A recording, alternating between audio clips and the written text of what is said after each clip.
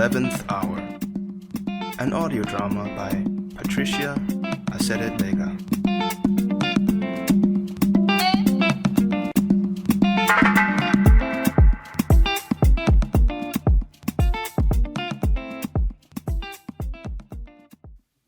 Episode 2.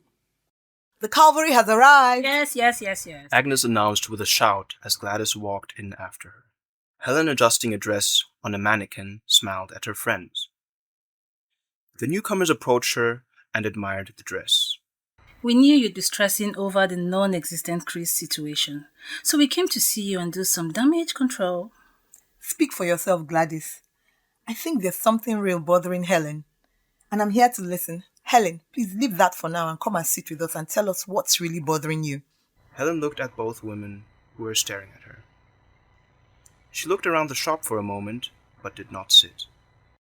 As you all know, I've had a few bad relationships. Helen was interrupted by Gladys holding up 4 fingers and mouthing the word 4.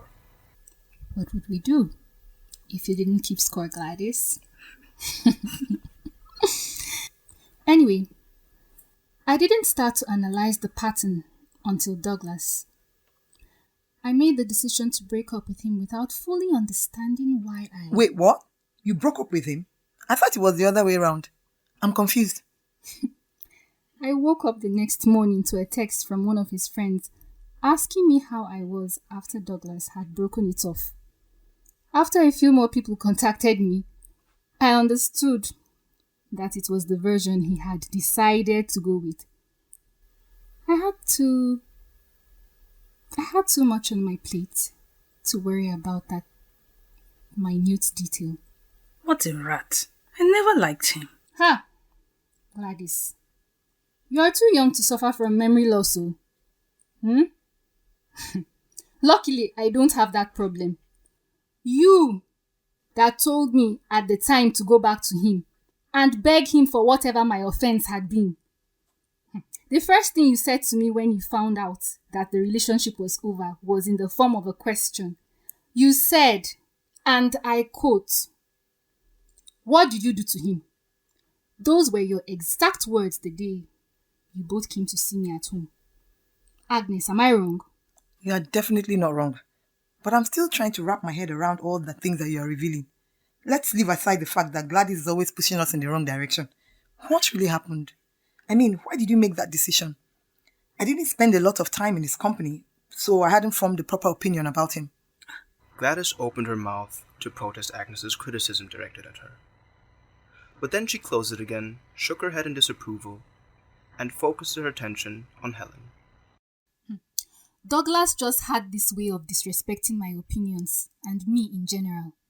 He would put me down in front of his friends, and then later, when I tried to tell him that what he had done had upset me, he would make me feel like I'm just imagining things.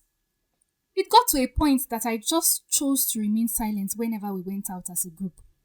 Then, he would constantly call me slow whenever I didn't react or do things at the speed he wanted. So, on that fateful Saturday, I had gone to visit him, and I saw that his fridge had been quite empty.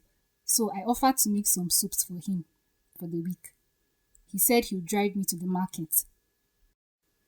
We had our first argument in the car because I wanted to go to the local market and he wanted to go to the supermarket. But as I was the one going to do the work, he conceded. Helen paused for a breath as Agnes nodded at the wisdom of the decision to prefer going to one market and not the other. I told him to stay in the car and wait for me because I had had similar experiences with him. He hates going to the local market or, bargaining or for traders to call him. He just hates going to different places to get stuff he needs. Yet, he came down from the car and proceeded to follow me. I have my regular stores I go to, and I headed there with Douglas in tow. After bargaining for some of the things on the list, I told him that I needed to go to another store. Then he started getting upset and telling me that this is why he wanted to go to the supermarket. I I told him he could wait for me in the car. Again, he refused and sulkily followed me. Wahala. So we got to the other woman who I normally buy stuff from. I took out my list and the same process started. I mentioned what I wanted. She gave me the total and I started bargaining. That was when Douglas lost it. Hey, now. He said, I've always succeeded in frustrating him, asking why I was so slow. Again, that word though. And then he took out money from his wallet and threw it at the woman. I'm Seriously? telling you, and he stormed off. I Wow. was so embarrassed. Wow.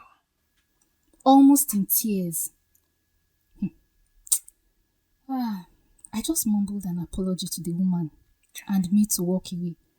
Then I felt someone touch my arm. I looked up and it was a nun. She asked me, "Is that your husband?"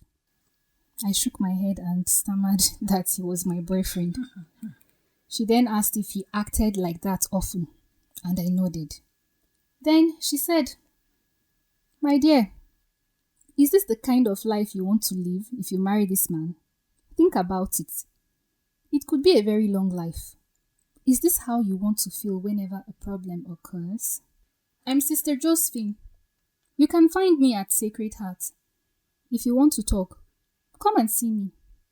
But please, think about your current situation. Now is the time to make a decision." Wow. Even listening to what happened felt quite intense. That was so disrespectful. Did he apologize? I looked down and saw the bags Douglas had been carrying from the other stall. They were on the ground. Hey. You know I don't like leaving bags on the floor. Yeah. Not if it's not my floor. Mm-hmm.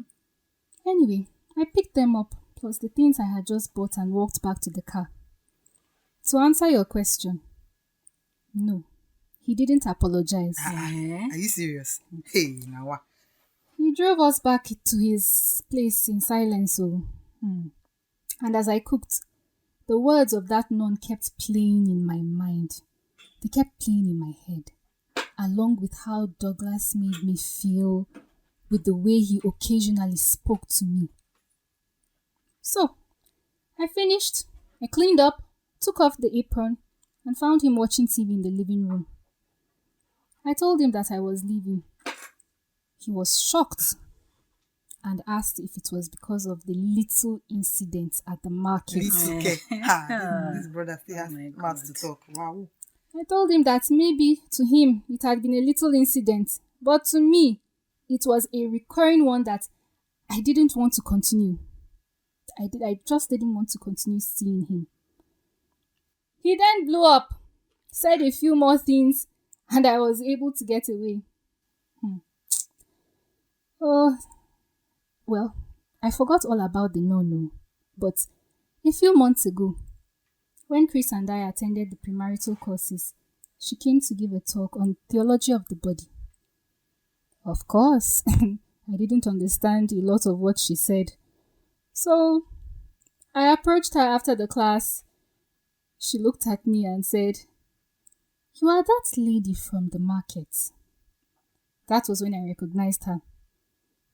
I've since been dragging Chris to weekly sessions with her to understand the study of the book and our roles as husband and wife in a more spiritual way.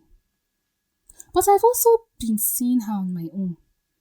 Sister Josephine is a trained psychologist and has been helping me see that there has been a pattern in my life and that I need to work on a number of issues.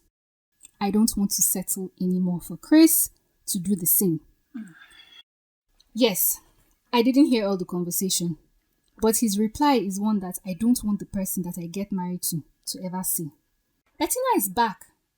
They can settle whatever issues they had, and she can take my place at the altar. The screen of her phone on the table came to life again. It was Chris. The three women stared at it. Look, babes. I know that I've said some things that haven't always seemed to have been in your best interests. But I assure you that I meant well. I just wanted to see you settled. Of course, not with the wrong person, But this Sister Josephine seems to have changed something in you. And I don't think that you should just throw Chris to the side. Oh. You're taking advice from an unmarried celibate woman. I mean, how do I put this delicately? What can she know about marital relations? No, Helen. You need to speak to Chris and find out why he broke up with Bettina and how he feels about you and her. If you break things off, your families will be very upset. I mean, next level upset. Oh. Funny enough, that celibate nun has helped me see those marital relations, as you termed them, in a very different light. She is the first person who has made me understand that I'm not to objectify myself or let anyone else do so. With her, I'm learning the real meaning of love and respect. And Gladys, there are too many things I wish I had done differently in my past relationships. Gladys, your repentance lasted but a fleeting second. I, on the contrary, I like what this Sister Josephine is doing. Look at Helen. Just look at her. This is not the Helen who dated Stanley, Osage, Mike and Douglas, or the Helen who studied accountancy because her parents wanted her to. No, there's a difference. However, Helen, Gladys is right in one thing. You need to speak to Chris. You need answers in order to make the right decision. Answer me this. Do you love Chris, or are you marrying him because everyone thinks it's the perfect match? I'm really interested in that answer as well. The three women turned around at the male voice that had spoken. Chris was standing at the door, surveying them all.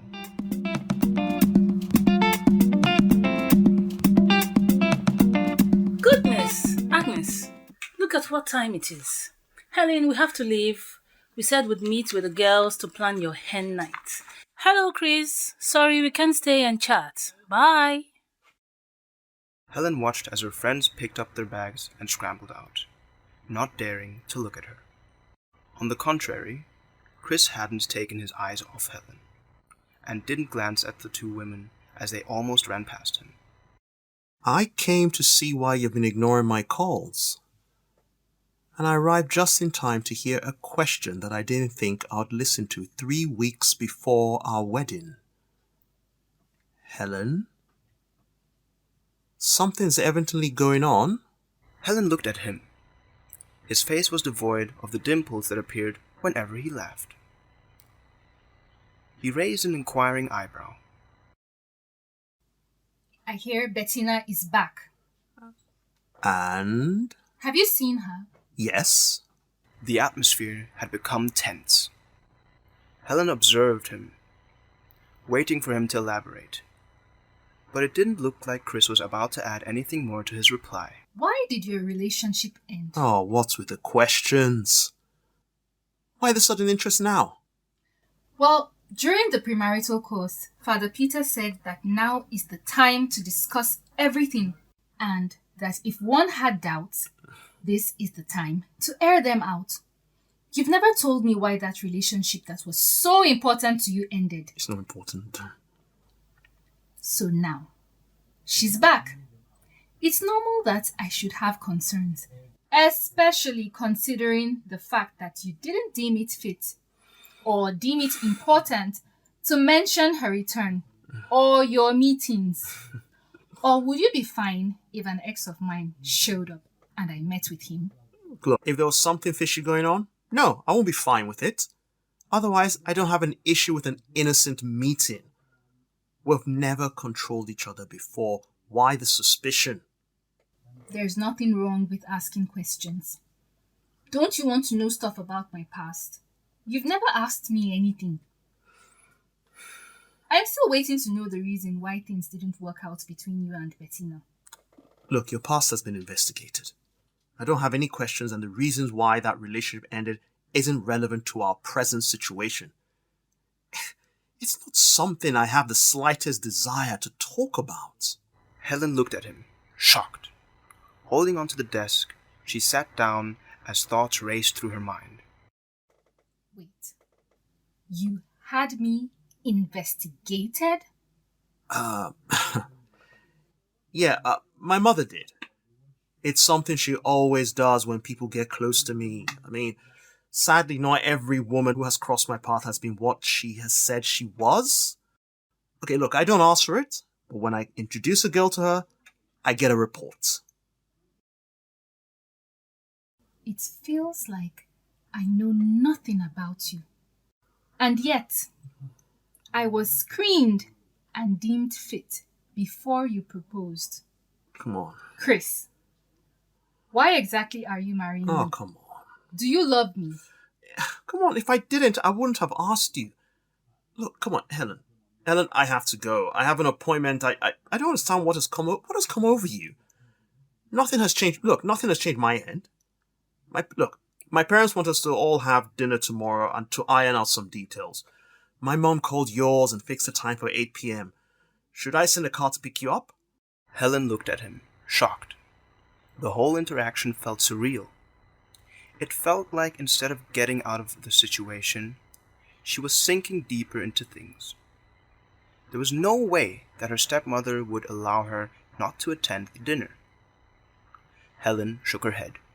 Okay, great. I'll see you tomorrow then. Helen covered her face with her hands as she tried to steady herself. It felt like nothing that she had lived in the last year was real. I can't believe that 3 days ago, I was happy. I thought that I had finally found the person I was going to spend the rest of my life with. When I looked into Chris's eyes today, I didn't recognize the man that I fell in love with. The idea of disappearing is becoming more and more appealing with each passing second. I can't go tomorrow. Nah, it'll seal my fate. What have I gotten myself into? Helen paced up and down the room as she spoke. A feeling of dread washed over her. She felt trapped. Her eyes went to the calendar on the wall. A Saturday at the end of the month was circled. It was to be her wedding day. Decisions, decisions, decisions. What will Helen do? Subscribe to Patricia Asedegbega's YouTube channel and find out in the radio drama, The 11th Hour. You wouldn't want to miss a single episode. Trust me. Thank you for listening. Helen and Co. will be back very soon with the rest of their story. Hey, don't go anywhere. Not without subscribing, liking, hitting the bell button for notification, and leaving a comment, my people. And thank you very much. God bless you.